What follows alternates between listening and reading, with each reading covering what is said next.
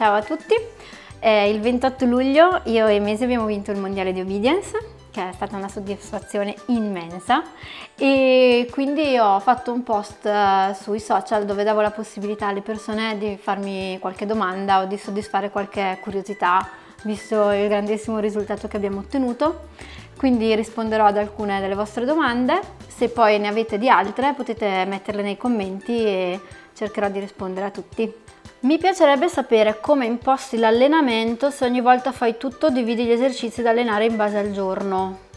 Allora, premesso che io non sono una persona estremamente organizzata, anzi per niente, e quindi non ho una tabella, se questa è la domanda, di esercizi da seguire o non sono molto schematica nei miei tipi di allenamenti, però sicuramente ho le idee chiare, cioè le idee chiare sono allora faccio un po' a seconda di come mi sta rispondendo il cane in quel momento e di qual è l'obiettivo, quindi che tipo di gara sto preparando e che cosa ho bisogno di lavorare di più. Quindi sicuramente faccio dei periodi dove lavoro i singoli dettagli, cioè l'esercizio è spezzato per dare importanza a tutti i criteri dell'esercizio. Quindi magari un giorno allenerò solo 2 o 3 esercizi o mi concentrerò su qualcosa in particolare. Ci sono dei giorni in cui invece magari faccio un recap generale di tutti gli esercizi, quindi magari li lavoro tutti e ovviamente è una, diciamo, visione un po' più generale di quelli che sono tutti gli esercizi senza entrare nel singolo dettaglio, nel criterio di quell'esercizio. E diciamo che questo è, quindi sì, in base al giorno, se magari dipende, poi magari se ho bisogno di fissare dei dettagli magari ripeterò quell'esercizio